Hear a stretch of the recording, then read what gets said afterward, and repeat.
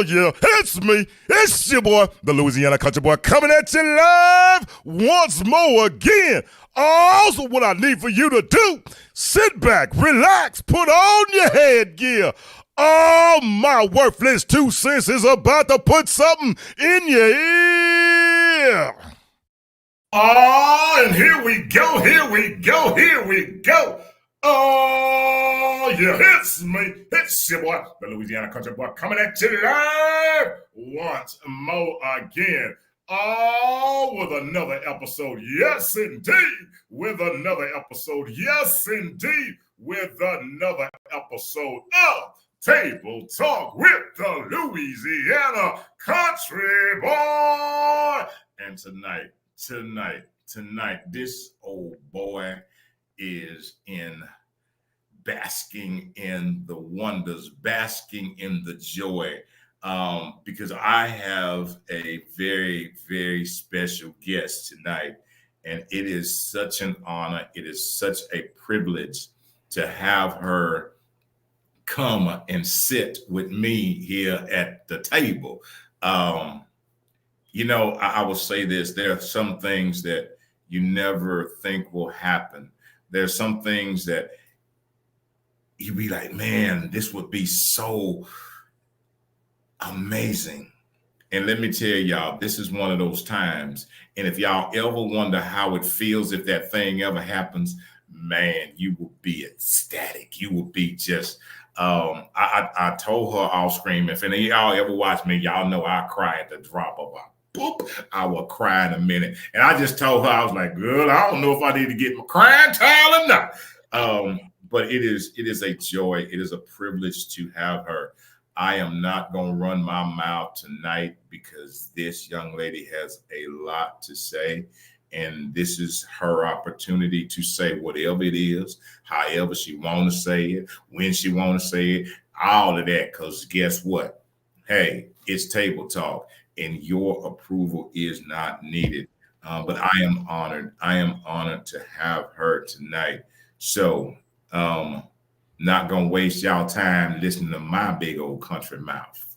So without further ado, what I need for y'all to do is to do me one thing. What I need for you to do, sit back, relax, put on your headgear. Oh, Theresa! Put something in their ear. Welcome. First of all, thank you for saying my name right, because it doesn't matter who it is, what country, what state, what dialect, somebody's going to get it wrong. Family, friends. So that was greatly appreciated. And that was a beautiful introduction. Thank you. Oh, you're Secondly, more than I don't have a fan, so I'm about to be very old school, and y'all going to see this little... So. Hey, look, I got a fan right here. I know. I got all these lights and I got this fan blowing right all these lights. I would not normally have on at this time, but today we gotta be seen. So I'm gonna the guest is me and the guest is the scarf. Okay. Come on now. There you go. Oh man. But look, have your way. I want you to I don't like to introduce. Here's the reason why I don't like to introduce is because I can never do a person justice for who they truly are. So I'm never going to try to introduce somebody because I'll leave out a whole bunch of wonderful things about them. So what I allow people to do is introduce yourself. Tell the people about you because they ain't interested in me. I trust me, Lord, no, they ain't interested in me. They saw the flyer and they saw the post. They was like, ooh. Well, let's do this. I'll give you the professional introduction, and then I'll give you the story that led to why I wanted to be on this podcast so bad. So my name is Theresa, and I have the honor of being your cousin and watching your social media and your platform grow so just large and beautifully. And my mama, your twin, talking about all the updates and all the great things you're doing. I'm from Oakland. And I currently do copywriting and email marketing. But today, my book, The Full Spectrum, was released. And what The Full Spectrum is about it's a fiction novel about 6 neurodivergent, people don't always know that word, but neurodivergent, it could be autism, it could be ADHD, it could be OCD. It's just your brain is wired differently than what's known as neurotypical. So 6 neurodivergent Black people from the Bay Area. And I wrote that book because I recently found out, well, I knew, you know yourself, but I recently found out that I actually am autistic. And I was doing research on Black people and autism. And like every medical, especially psychological, especially mental health situation, there's little research about how Black people function with autism, right? So I'm doing the research, and then because I'm just the person I am, I just wanted to have a project. I'm like, I should write a book about this. Here's the tee hee hee. The book that came out today is not the book that I started with. Oh, So there's wow. actually 2 books. Wow. So I wrote a nonfiction book about the intersectionality of uh, neurodiversity and the Black community, and I did interviews with Black people from the ages of 14 to 67 Oh, wow. about what that feels like, what that looks like, how it functions in the world, what we overhear other people say about us. And it started getting real dark. It wasn't fun to do these things because you hear like people don't expect Black people to be smart already. They don't expect us to function on a high level already. And then if you have a disability that's mental, then the expectation is even lower. The 14-year-old I even spoke to, he's really tall. He's like, he already knows that expectations for him are low because he's a 14-year-old tall Black child. He's expected to play basketball and that's it. Right. People, he tells people he's autistic and they're like, oh my God, you can speak. And that's not how it works. I mean, there's this, it's called a spectrum for a reason. So you can be nonverbal, but so that brings me to the book, The Full Spectrum. So I just wanted to write something with some levity and some like, what does autism and ADHD look like every day with characters who are happy, who have, fulfilled lives and all that stuff. And that's how I got to that book. And I enjoy writing it so much and putting in little inside jokes and all these things that's how we got here. But how we really got here is that I had a very long mental health battle for years. So the fact that this book exists almost seems like an impossibility because 10 years ago, I was misdiagnosed as bipolar. I was misdiagnosed as bipolar. I had got out of a really bad breakup. It was violent. And I was reacting to it really just not right over like we all get sad and stuff, but I couldn't get out of bed. I couldn't function. And then when I did function, it was very harmful. I was drinking. It was just a lot like my mom was watching that. She's not going to love that part. But the things that I was doing were not in my character. And so I went to go get help, and I went to get help from a white psychiatrist, and they don't know us that well. So he said, oh, girl, you're bipolar. But he also told me I had ADHD. So he said that I cannot, the scarf, I could not take medication for ADHD because of the fact that they would make me manic and make me behave worse. So we didn't treat it. I'm still acting crazy on the medication, right? Different crazy. My knee-jerk reaction to the breakup, the diagnosis, and I had back surgery that year was to come out with this shoe company. I was like, I can do it. I can do it all. And I could not do it all.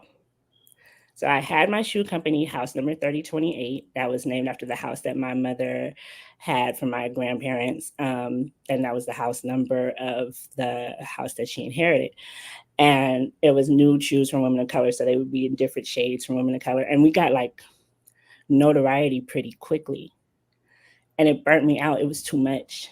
I was excited, but it was too much responsibility, too much everything. And I just got really, really depressed again. But this time it was worse. So I ended up having a night where I just told myself all these terrible things about myself, that I was worthless, that I would be better off dead. And I was in my room, and I'm not joking. There was like a dark, shadowy something in the corner, basically telling me to kill myself. Wow. So I just pray. The reason I prayed, I didn't even want to live. I was trying not to let it happen. My brother was my roommate. If I would have killed myself, he would have found me. Mm. And so I didn't want to live because I wanted to have a full life. I wanted to live because I didn't want to do that to him. So I prayed and prayed and prayed. I did not sleep that night. When you talk about pray without ceasing, like I haven't been in the church in a long time, but I know the word. My mama made sure. So when we talk about pray without ceasing, Yes. I prayed until I had to go to work the next day. Wow. Tears streamed down my face, and I spoke in tongues for the first time. I had never spoken in tongues. And I spoke in tongues like God was working through me, and I was involuntarily crossing my chest. Like I was not making myself do this. I had no control. God took over that night, and that was like the beginning of my real journey to mental health. I had gotten that diagnosis before, but I didn't care. I just was like, oh, this is a reason for me to act crazy because now it's on paper. Mm. But when that happened, I was like, oh, I need to start taking care of myself. I need to take my medication. I need to go on walks. I need to eat right. I need to meditate. I need to pray. I need to read things and consume things that are good for me. So it's been a journey to get from I'm bipolar and I have all this depression to find out I'm not bipolar, I'm autistic, and I was burnt out because I was doing so much and I could not handle everything I was doing. My mom knows that story, but I don't know how detailed, and I'm going to mention her because I know she's watching a couple times, but I don't know how detailed she knows it, but it was really like I was almost out of here. It took everything in me not to let that voice take over. So Wow. that happened. And then, I tried to work in regular jobs and all these things. And once again, I still don't know I'm autistic. So I don't know that I get burnt out when I expend too much energy. I don't know why it's hard for me to look people in the eyes or keep up with social situations like that. And it's not hard for me to make friends. It's hard for me to keep friends because there's something called object permanence, out of sight, out of mind. If I'm not seeing you, I'm not thinking about you. But it's not because I'm this terrible person. That's just part of how my brain works as a neurodivergent person. So I'm learning slowly but surely that something's still wrong because I'm taking my medication, I'm taking care of myself, but basic tasks are not happening. Appointments are not happening. Paying my bills on time are not happening. And when I had the suicide, or it's called suicidal ideation, where you basically are like not obsessing, but daydreaming or wanting to do it. When I had that situation, I ended up going to a mental facility, and they taught me about something called executive function. And executive function is the part of your brain that allows you to complete things and have task initiation and all that thing. And they told me that that part basically has stopped working because I was so depressed. Oh, wow. Wow. So I was in a program for a couple months, like getting myself together. And after that, it was like I was never the same. I wasn't like out here wilding anymore, but I had changed and I couldn't put a finger on why. And then when I started I got a new psychiatrist, and my psychiatrist was a person of color. And that Mm. changed everything because he actually listened to me. He didn't tell me what was wrong with me. He listened to what I was telling him I was going through. And I told him, I have ADHD.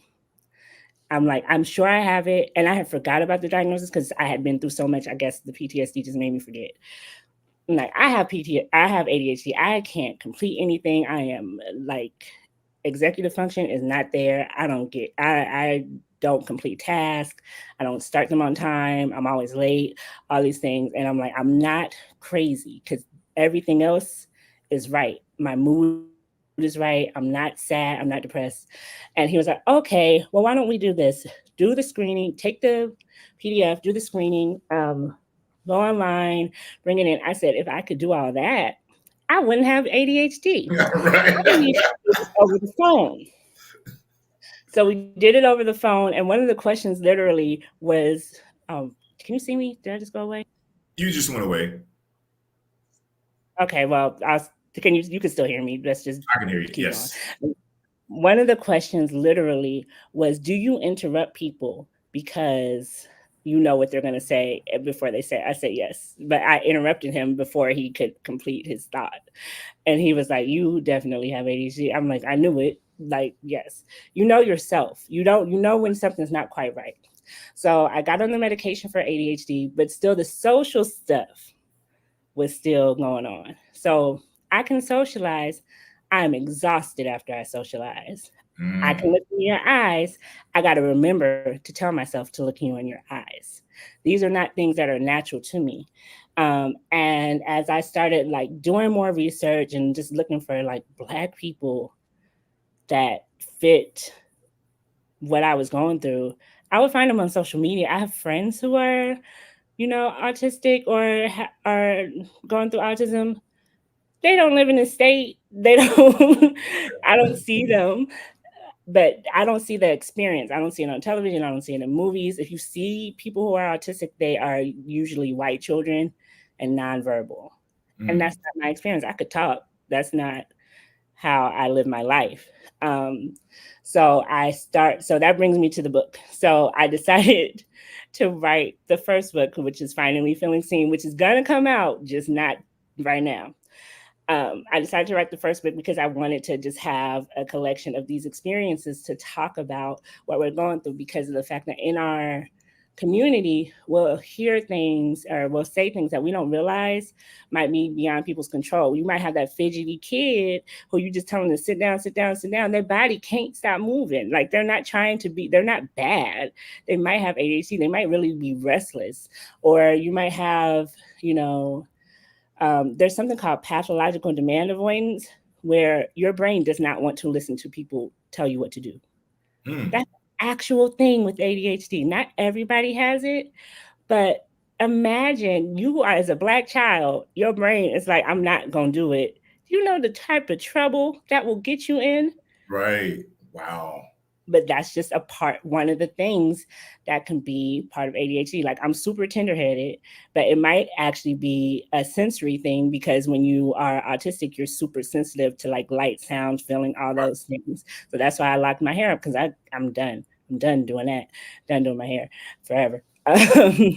So yeah, so I wrote this book because I just wanted us Black neurodivergent people to have something happy to experience, because already Black media could be so like downtrodden and so sad and so just look what we're going through. And then there's no, like I said earlier, there's not really a lot of media that even shows a Black neurodivergent character. I can't even think of one.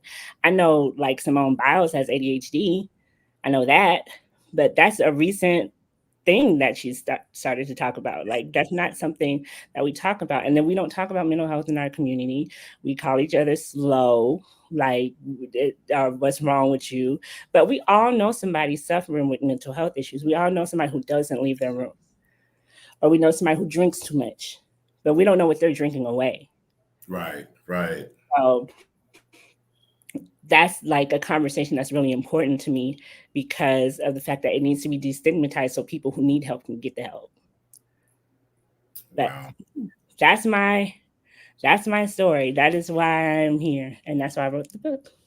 That is so amazing. And what you said is so true, is that a lot of what we deal with is not talked about.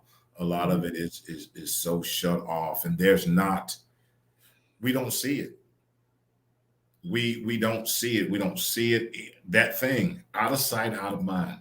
Mhm. Out of sight, out of mind. And so many are suffering, and suffering in silence. Right. And that is so unfortunate. That is when I tell you about your strength, your courage, and your bravery to be able to step out. A lot of people won't, even even after maybe discovering or finding out I have this or these issues or this condition. a lot of people won't step out because of that thing that we also do in our community. Is called shaming. Right.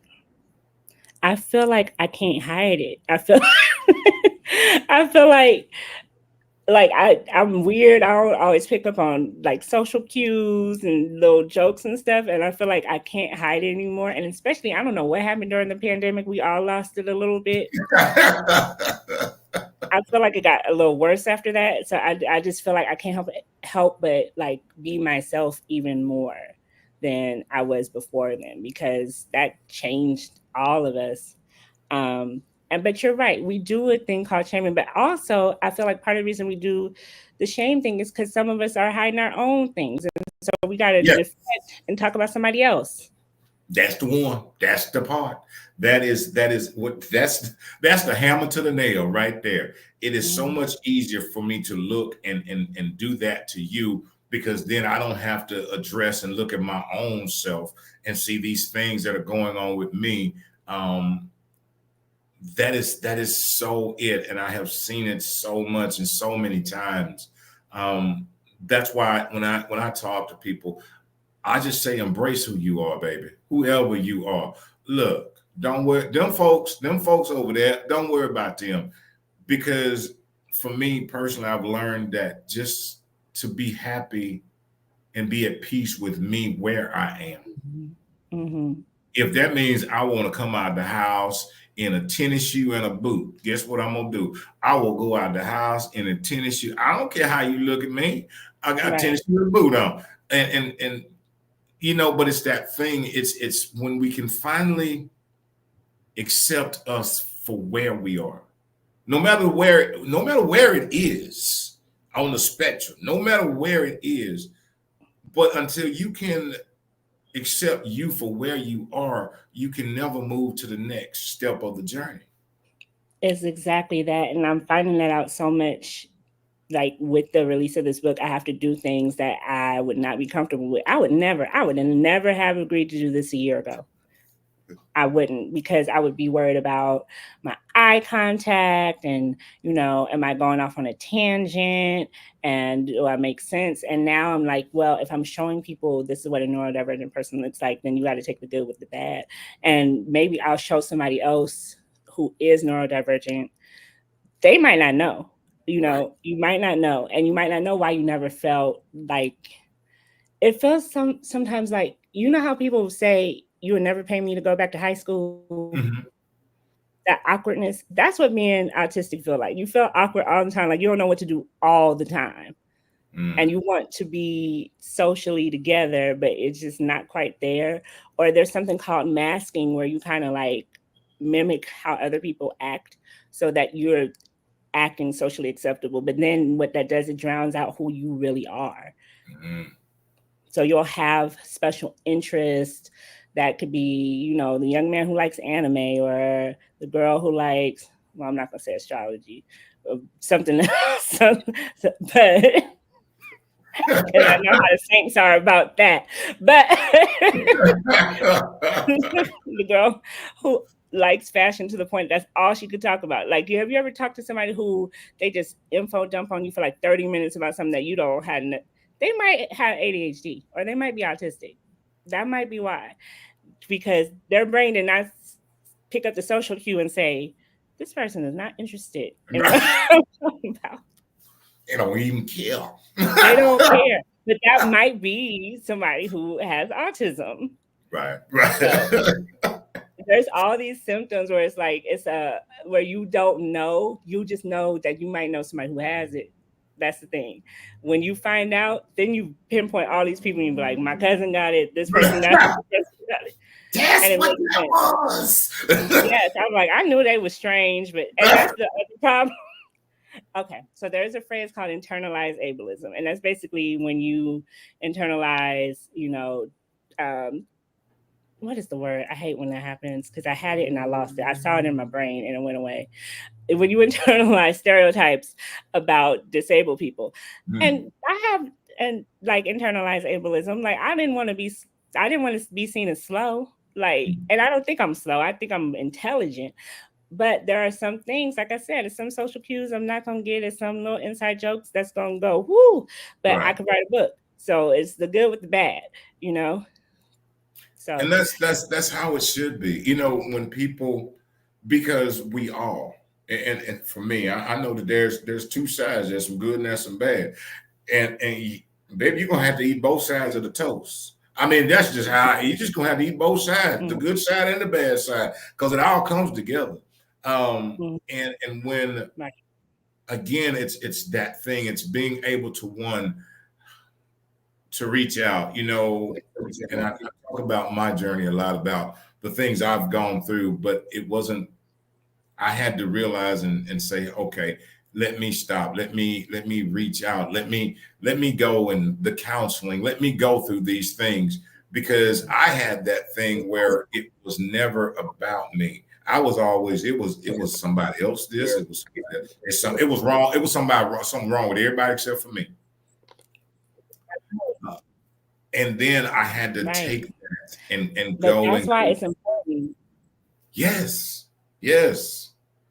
And it's also important to have, and I will say this, I believe it with all my heart. You have to have a super duper core support group. You have to Yes. have you, because I didn't if want to you, interrupt you, and that was my next point, is that everybody doesn't have what we had. Like, I know you have support. I know you have a strong family. I know I have a strong family. And I had to educate my family a lot about like mental health and all that. The fact that they wanted to go along for that ride and they supported me enough to that I can talk to my family about pretty much anything I'm going through mentally. I know right, that's not everybody's experience, but part of the theme, one of the themes of the book is found family. Like, you can create your own family as well as have the family that you were born into, because sometimes the family you were born into got the same problems you got and can't recognize them. And right, so you need somebody to talk to. And then there's also professionals.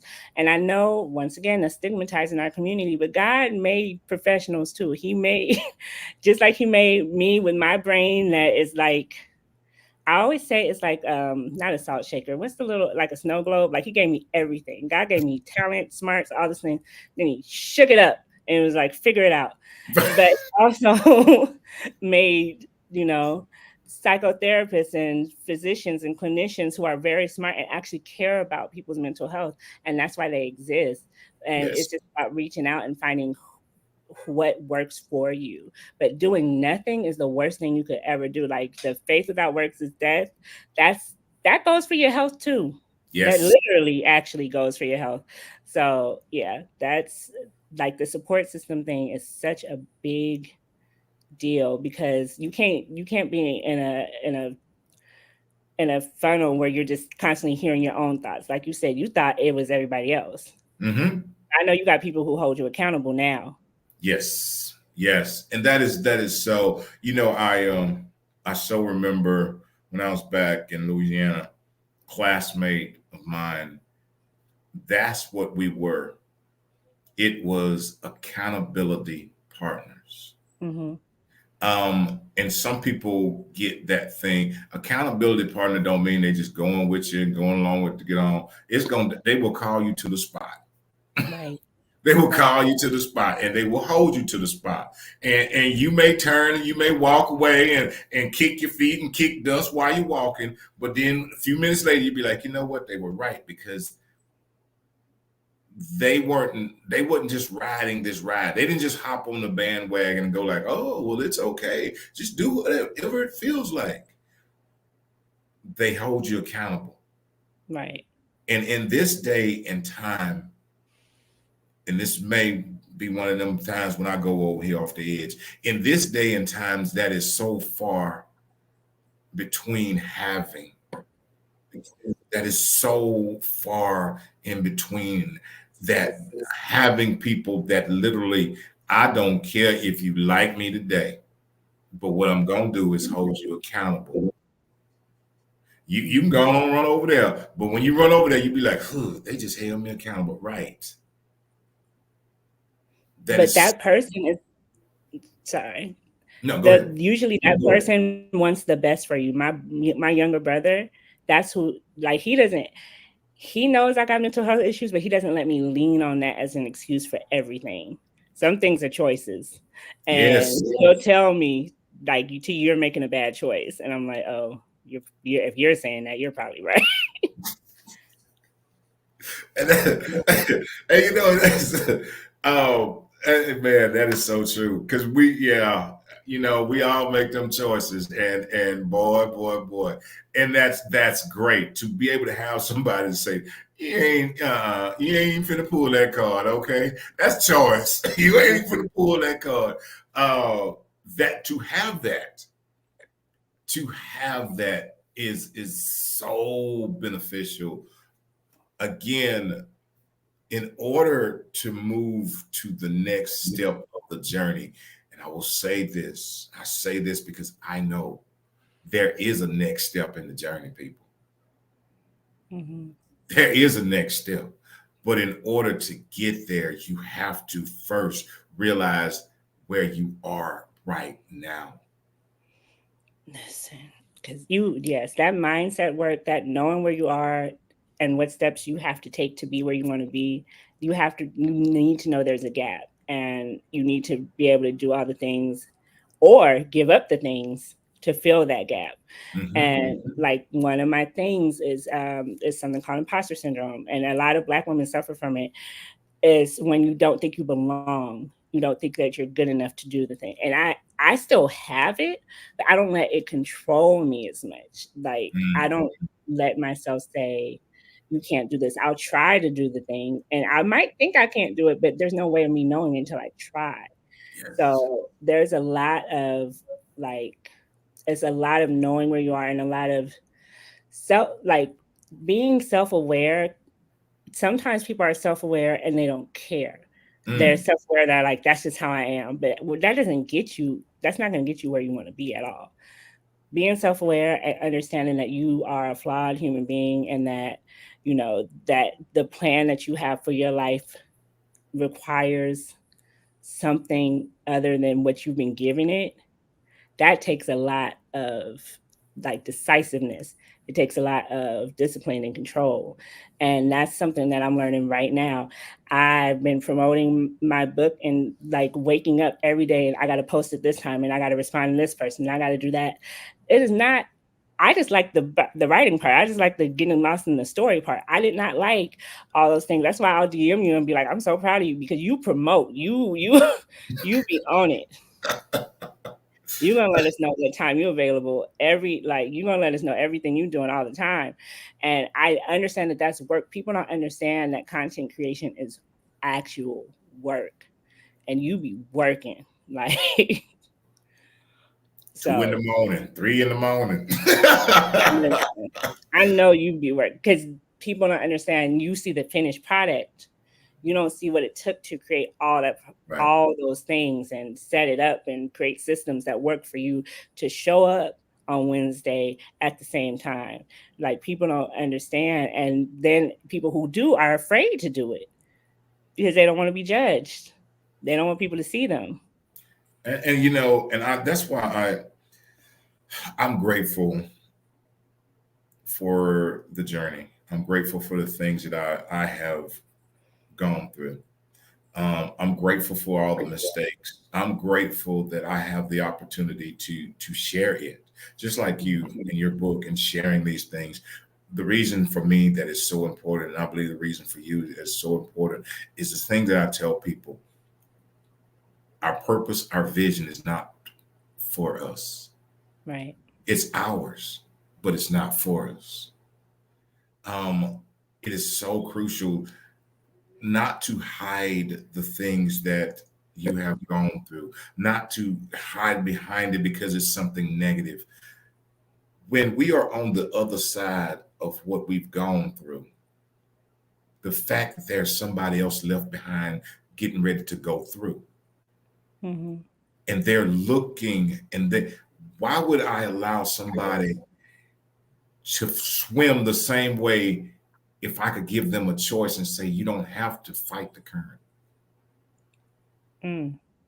Yeah, that's that's why I am so transparent about my mental health issues, because every time I talk to not every time, but a lot of times when I talk to somebody, I find out that they're suffering from depression. I find out that they've gone through a suicidal ideation, or they're suffering from burnout, and they don't know who to talk to. Like, they have nobody to talk to. They'll spill their whole heart to me, because this whole time they've been holding it in, and nothing is making, like, that's not making it better. Holding in all the pain and all the you're going through doesn't make it better at all. So, yeah, I think I really agree with you about the fact that you have to you have to let it out, and it's hard to do that when you don't have a blueprint for how to do it either. You just Yes, like, it because is. that's what I'm watching you do. Um, wow. And I will say this is that what I had to understand, the things that you think that you're holding in, they're going to come out and manifest themselves in different ways. Mm-hmm. What you think that you're suppressing, you're really not, because it's coming out in different ways. It's coming out in so many. If you're why are you walking around with that frown on your face? Because you're trying to suppress something, Right. and that frown is holding it in. Or why are you so short with people? Because you're suppressing something. Um, my battle has been to mine was this, is that I don't talk about triggers or Mm-hmm. things that trigger me. I talk about trying to figure out why they trigger me. Mm-hmm. Because the triggers will come, but I need to figure out why it's a trigger for me. Mm-hmm. What was it? What was it? Because now I got to go back in me, because I can't look at that. I have to go back in me to see, why does this little old thing bother me? Why when they do that does it bother me? Why Right. when they slam that door, why does it bother me? Was it because when I was a kid that there was something that happened that right back then that put me in a different? It's not about it, but it's about doing. We we get on social media and we research everything, but we never want to research ourselves. You are absolutely right. Like, even what you said, that's called inner child work. But if you say that to somebody else, or if you say you should do inner child work, they're gonna look at you like you're crazy. Mhm. They're gonna look at you like you talking about some white people stuff. Mind you, therapy is not white people stuff, and this is why I say that, because if it was, they would be better than they are. So somebody they not going like we think they're going anyway. But yeah, that's inner child work, and that's so important, because a lot of the triggers that we have are coming from things that happened to us 20, 30, 40, 50 years ago that we never dealt with or couldn't talk about. you know um, Being in our community, a lot of times we couldn't say this made us uncomfortable, or we don't like this thing, or don't raise your voice at me, or if you got whooped, that's corporal punishment. I know everybody doesn't think that, but that if you get whooped, you're going to react to certain things with violence, because that's what your brain is used to. And so you got to talk that out to somebody, or that's Yes. just going to be something you live with. And how you said earlier, when you're living with stuff, it still comes out. When you said, people walking around, why are you frowning like that? Like, people used to say I was so mean. I used to be so mean to people all the time. I used to be so short. I used to work in customer service, and my boss once said, "You guys need to be like Theresa. Hear me out, because this was a backhanded compliment. When she's back here on the back, she has the worst attitude, but when she gets on that floor, she turns it on." And I did, but that meant that everybody who worked with me didn't like me, Right. because Right. I was in so much pain that everybody else had to experience the pain with me. And that was before I went to therapy, and before I talked out so many of the things that I went through in my childhood, and so many of the internalized feelings that I just had about myself. Because sometimes it's not somebody did something to you, sometimes you're doing it to yourself. You're telling yourself these messages about yourself, and whatever you train your brain to believe, people Mm-hmm. don't like. It's in every book. Whatever you tell your brain, That's what it is. You can train your brain to believe you're the worst person in the world, or you can train your brain to believe you're the best person in the world. But it's Yes. all about what decision you make, what you're consuming, what you're putting in it. And I was walking around the saddest, angriest person in the world until I couldn't take it anymore. And that's, and there's a saying, there's purpose in our pain. Mm. Um, and I know a lot of people don't get that, but there's purpose in it because sometimes it has to become so painful. That thing has to become so painful till we just can't take it anymore. And Right. that's when it's the crushing. Right. It's the crushing. It's the crushing. It's the crushing. It's the crushing to squeeze out the best in us. Mm-hmm. There's purpose in it, but we have to be willing, and that's our part. Our part is the willingness. Our part is to say, you know what, I'm gonna submit because I'm trying to fight this in my own way. I'm trying to sit here and pull the covers up over my head and fight this like I've been fighting this, and it's not working. Right. It's not work. Me sitting in this corner with my thumb in my mouth just because it ain't working. Right. And sometimes you do need to cry it out, but then it's like, what are you going to do after you finish crying? Yes.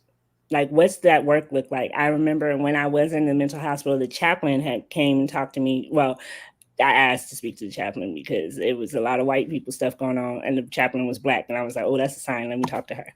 Um, so she talked to me, and she told me like God had so many things for my life, and that she was like, "I just need you to write everything." Oh my God, she did say that. She said, "I just need you to write everything down." And that's what I did. Sorry, I just realized. Sorry, everything she said, it just kind of came to fruition like to this week. Okay. Okay. Lord, okay. So she told me to write everything down and I was going to do great things and just like any idea I have, just write it down because um, it's going to come out and it's going to be something I'm going to be known for it and all these things. And that God, but I have to let go. I have to let go of all this pain. I can't just carry it on me like a weight. And that's what I was doing. And yeah, it's just about like your mental health is a choice. Now, that is not to say, because I don't want to have people walk away and be like, yeah, your mental health is a choice. So you're depressed and you don't get up. That's your fault. No, some people have crippling depression. Some people have depression that tells them, don't get out of bed. You are nothing. Don't brush your teeth. Don't wash your ass. Sorry, mommy. Don't do any of that. And that is something that people need to recognize too, that there is crippling depression, there's crippling anxiety, and people deal with that. And you have to understand that everybody's not faking. Nobody does these things for attention. They do Right. these things because their body can't control it and their mind can't control it. Now, is there medication for that? Is there intervention for that? Medical intervention, all that stuff, yes. But I would like for our community to understand that these mental health things the same way that somebody has diabetes and they take medicine for it, or they take insulin for it, the same way if you have heart disease, you got to exercise.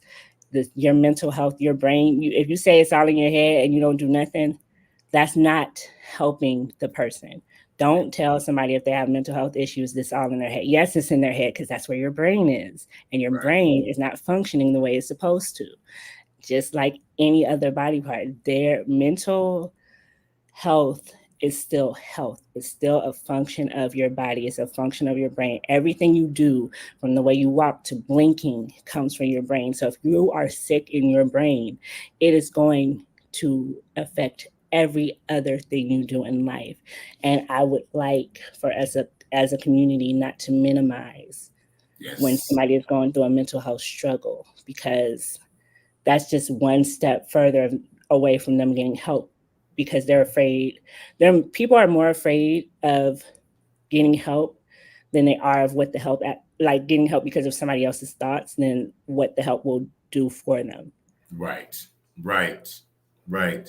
And and the other part of that is I think a lot of people don't know what to do. I don't know what to say. I don't know how to. Wait a minute. So that's that thing because they don't know.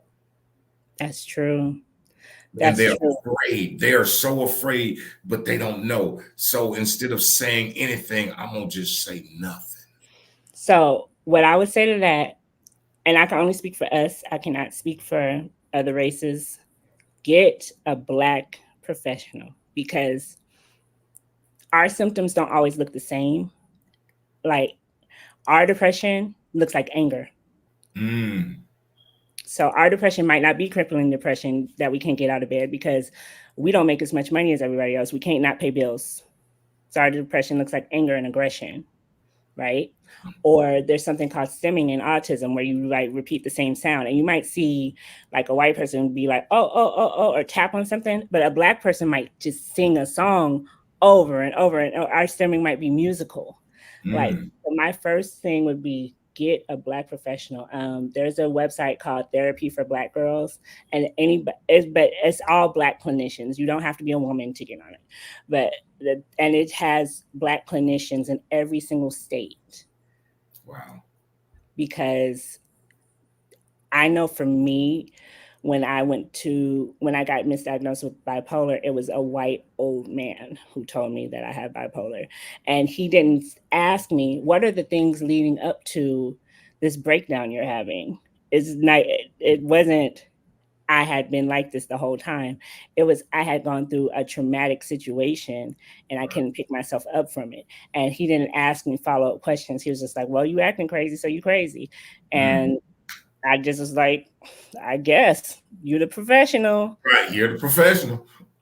Wow. And that made me go through a couple of months where I was taking the wrong medication. There was one time where the medication I was on, I couldn't even get dressed for work. Like, my mom had to help me get dressed for work because I was so like zombie-ish. I could not brush my own hair.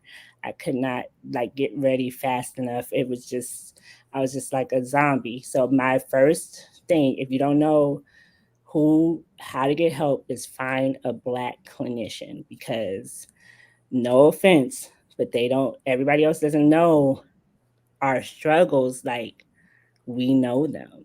Right. So this person is trained, medically, psychologically, and they're in the same community as us and they understand more. You always have church, but sometimes church, we do the same things. It's just, we don't talk about the real struggles. We'll pray about it, but we don't talk about it. And that's different. That's so different. That you're right. Yeah, look, and that's not to knock, love church. But when I get up off my knees, I don't feel no different. What am I supposed to do about this thing in my head? Right, because let me tell you something. I prayed that night, like I said, and I was almost out of here. I still went to the mental hospital after, because that I could not go through a night like that again. I didn't trust myself to make it another day by myself. That's why I went to the mental hospital. I thank God that he saved me from taking my life that night, but he also, like I said, made people smart enough to be in hospitals and doctors and all those things. And I think that you can marry faith with mental health, because you got to believe in something. Yes. You have, because I think it's a lot harder probably to go through life and just not believe that there's a reason for all this and that God exists. Like, I'm out of fellowship, but I do believe in God very much so. There's nothing that's happened in fact, that night, nobody can tell me there's not a God after that night. But I still believe in medical intervention. Right. And what you said, it's a combination. You can add them together. I mean, what did you say? Faith without works. Faith without works. And just as that is that we have to put it in. Yes, you have to have faith. You have to believe. But you also have to put in the work. You got to put in the work. It is God gave us, okay. Some folks, what's that old thing? There's this old saying, we sitting around here waiting for God to come And he like, well, I done sent the doctor, I done sent the nurse, I done sent the psychiatrist, but you wait, oh, you waiting on, oh, you thought I was gonna just come, but that's not how it Right. works. Oh, you just reminded me of something. Taraji P. Henson Foundation. They have scholarships for therapy. They give scholarships to Black people for therapy. It's the oh my God, it's something. Just look up Henson Foundation and mental health if anybody's looking for it. She literally gives scholarships for therapy. So there are ways to find that help if it seems like it's out of reach. It's not. There are ways to find that help, and usually, like if you call your 211 number, then you can find medical help too. So yeah, there. But like you said, like we both said, faith without works. You got to do the work. Got to Got do to the do the work. work. Got to do the work. Well, as we are closing in to the top of the hour, well, we done passed the top of the hour, but that's okay. One, I want you to tell us more. What they gonna do? 5 minutes, my show. Okay, so why are we here? Actually, yes. Okay, so this is my author copy. It says not for resale, so sorry about this line right here, but this is the copy of my book, The Full Spectrum, and I made the cover. I self-published on Amazon, and which that's a whole nother thing. If you ever want to talk about how to self-publish, I got you. But it is about a group of people who are autistic, who are Black, who met online and they decide to meet in person. And it's just like their lives and the adventures they go on, and like falling in love while autistic, and friendship while autistic, and being in Oakland and dealing with gentrification, dealing with like the real things that we deal with. And it's set in Oakland because I'm from Oakland and I love Oakland. And I did a couple of things, like there's a couple little Easter eggs in there. Like each chapter is named after a song from Oakland, like I Got Five on it, stuff like that, or like In Vogue's Hold On. That a lot of people don't know In Vogue is from the Bay, but they are. But yeah, and so I wanted to write a story where, when I was doing the interviews for the other book, some of it got sad because of the fact that people don't see us. Yes. And I wanted to make us seen. So I wanted to write a book where people saw us functioning, that there's a lawyer in the book, there is a father in the book of twins who are also autistic. The writer in the book that my mama swears is based on me is not. But yeah, and it's available on Amazon.com, Amazon Kindle, and also on Barnes and Noble as of a couple hours ago. And the audiobook will be out by the end of this month. Yay. Yay. Yay. And and I told you, and you already know the surprise question. As I when I asked you this, and a lot of people say, well, why do you ask that? It's because this was a question as I really embarked upon my journey that I had to ask myself. Um, Something I had to dig deep within for myself to find out what the answer was for me. Mm-hmm. So when I have wonderful people that come along, I have to ask them the same question. So you already got the insight. So I want to ask you tonight the only question the country boy really asked. That's that. I got a whole talk show and I don't even ask no questions. Lord, what kind of show is this? But the question I want to ask now, if you will share it with the world, is what is your why? My why is that I finally have understood that God gave me this brain for a reason. Like my ideas, they don't turn off. I'll be asleep in the middle of the night. I'll open up my notes, put a note for a character, put a note for my next business idea, put a note for, like, God gave me my brain to like do whatever he wants me to do with it at the time. But it does not turn off. And it's kind of exciting, it's kind of exhausting, but I just I think I just want to create the world I want to see. And I think that My mom always says I have a calling on my life, and I don't love when she says that because it sounds like a lot of responsibility. But then I put out these things, and people are affected by them in the way that they are, and so it's like I can't argue with her. So my why is because I can't stop. Like I literally cannot stop coming up with ideas. I can't stop putting them out. I already have 3 other book ideas. This one just came out today. Like, so yeah, my why is because God said, "This what you gonna do." There you go. Hey, there it is. There it is. Um, I want to say this on a very, very personal note. If anybody that's listening or anybody that's watching, you don't know, this young lady is actually my cousin. And this is the part where I start fighting and holding these things back.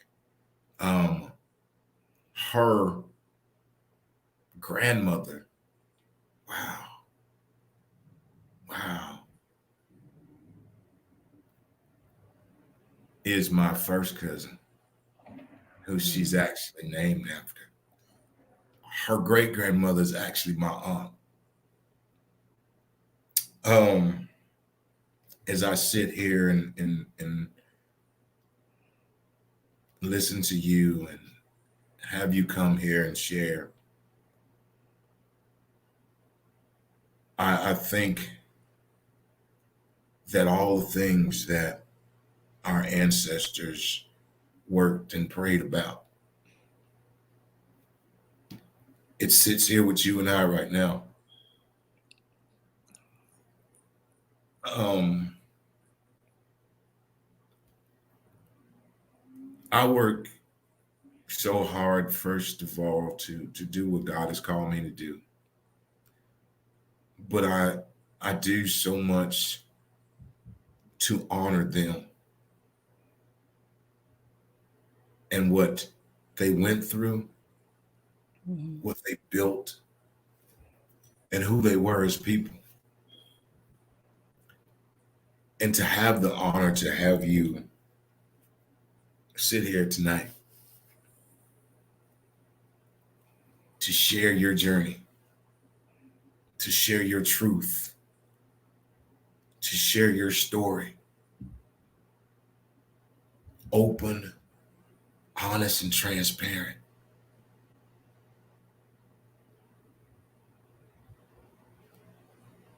for me is the highest honor that we could give.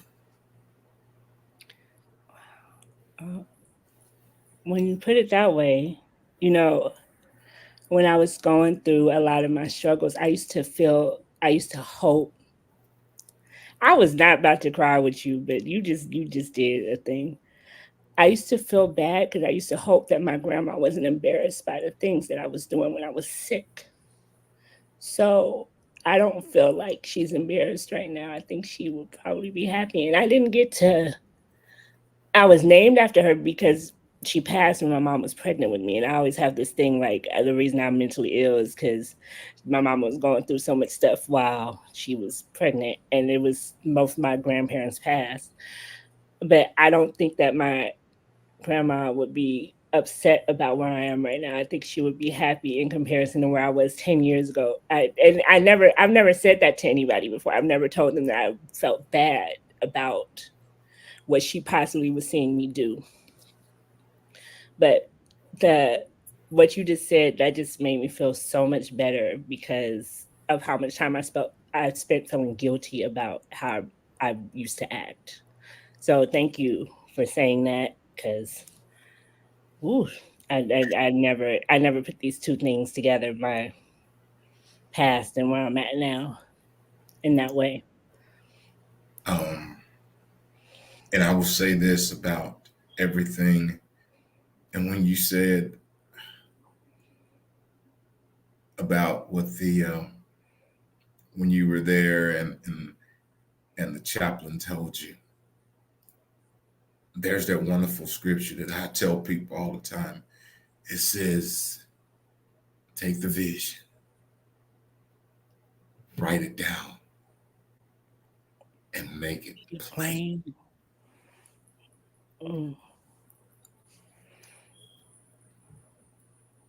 Once again, the vision and the purpose ain't for us. Right. But when we put it down and we make it plain, even if we don't see it come to fruition, somebody will grab it and take it. That's true. But we have to do our part. The things that our ancestors hoped and prayed for us to be. Because here we are. Here we are. Here we are. Sorry. It's okay. I'm just listening. I'm just taking it all in because today has been a great day, but I haven't known how to like absorb it. Like you ever have such a good day, you don't even know how to feel. Like I'm so full right now. So I just taking everything you're saying and like I just taking a mental snapshot. Like I don't want to forget this moment, you know. Well, just know that you're gonna have many more mamas go. I hope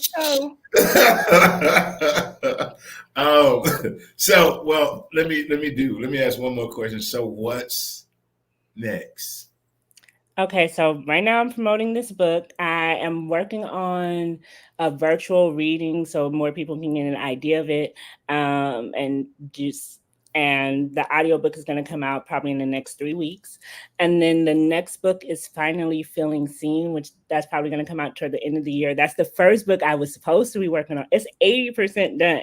Wow. With all the interviews from all the different Black neurodivergent people. And like the science behind it and what it means and all those things. So I think book writing is what I'm doing because I love it. Like I just love it so much. And yeah, that's it. That's what I'm focused on right now. Yeah. Well, continued success, continued blessings, continue walking in your purpose on purpose.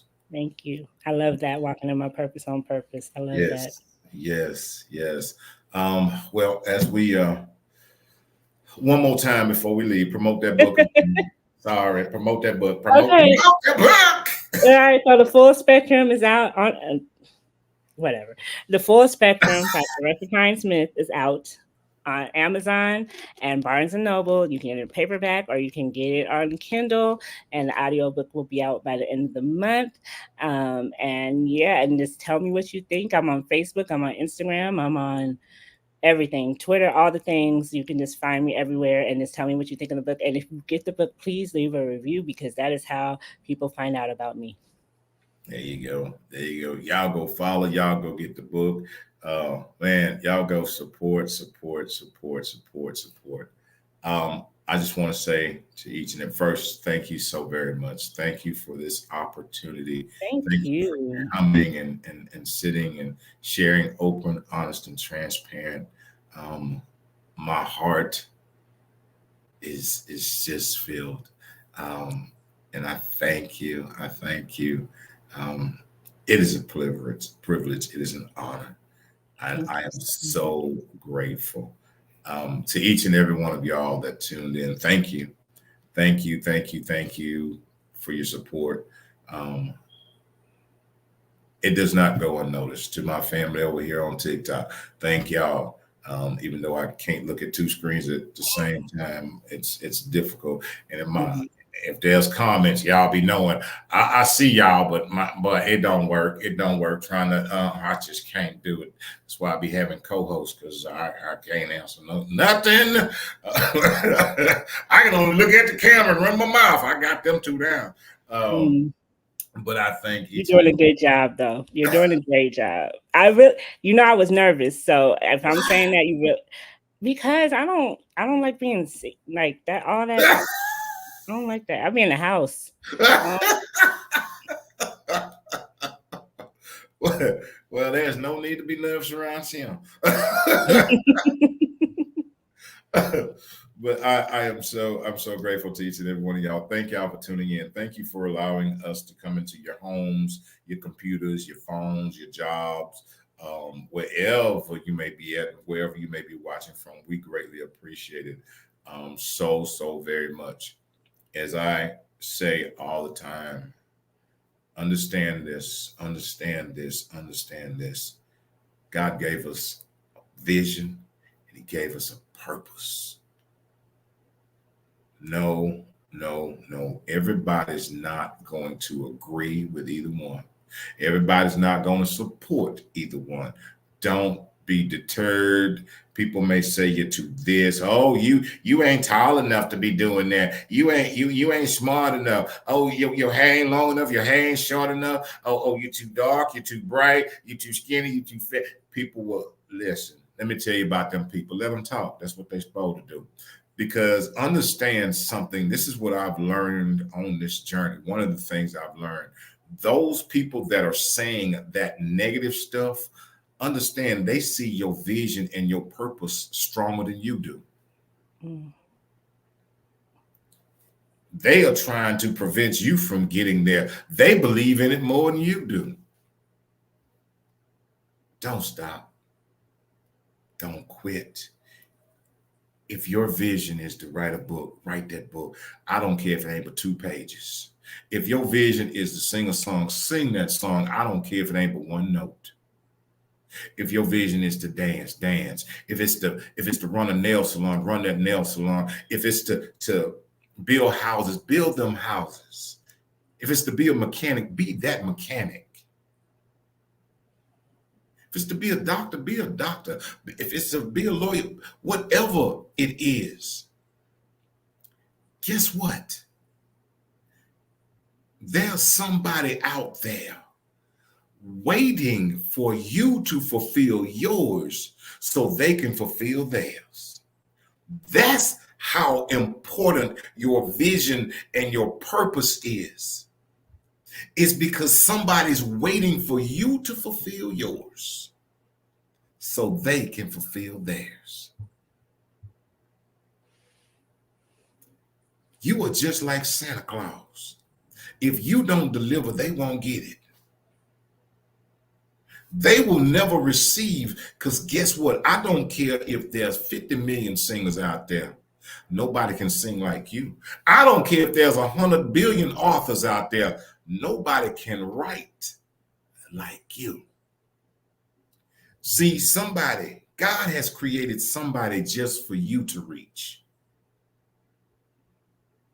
It could be 20 of y'all in a room, all doing the same thing. Have you ever been to one of them hair salons? And they have all them people, all them different hairstylists there. But there's one person that chooses that one stylist. She don't want none of the rest. Understand, that's you. You are that one that's supposed to reach that very one. So don't you give up. Don't you give in. Don't you dare quit. And the reason that I support and believe in your vision and your purpose is very simple. It's because God gave it to you. Who am I to tell you what God gave you ain't so? That make me pretty crazy. Wow. You put it that way. that made me cocoa crazy. So I'm gonna tell God, no, that ain't for them. No. If God gave you that vision, that purpose, I believe in you and I support you 100%. Thank you. So don't stop, don't quit, and don't give in. And lastly, but not leastly, when you woke up this morning and you open your eyes and you clean out your ears and you tried to hear, but them old words from the country boy just was not clear. And if you was out today, I don't know if you was in Oakland or if you was in Houston or Dallas or San Antonio or New York City. I don't know where you was at, but you was trying to hear and you still didn't hear the words too clear. Well, here it is. 9:23 Houston time. And I want to say on behalf of myself and my cousin, my special guest, is that we love you. And we love you unconditionally. Sometimes I have to explain the unconditional part. Unconditional means whether you like me, I still love you. Whether you support me, I still love you. Whether you root for me or root against me, I still love you, because my love for you is not tied to what you do for me. My love for you is unconditional, and there is nothing, absolutely positively nothing, that you can do about it. So thank y'all so very much. Thank you, cuz. Thank you. Thank you. And no, you are always welcome to come back and join me setting up in here. I'll be back. Thank you so much. You were so just kind, and you just made me so comfortable. I love your platform. Like, it just, this whole process was super professional, but still like familiar and family, and just, I loved it. Thank you so much for this. Thank you. Man, can't wait for the next book, girl. Yeah, let me know when you go on book tour, okay? Because I come. I'm trying to figure that out. I don't. I'm trying to figure that out for real. So just let me know. Y'all make sure y'all go. Amazon, y'all go. Kindle, y'all go. Was it Amazon, Kindle, where else? And Barnes and Noble. And Barnes and Noble. Mm-hmm. There it is. Hey, there it is. So thank you so very much, and we out of here. Bye. Facebook, Instagram, LinkedIn. I'll see y'all tomorrow.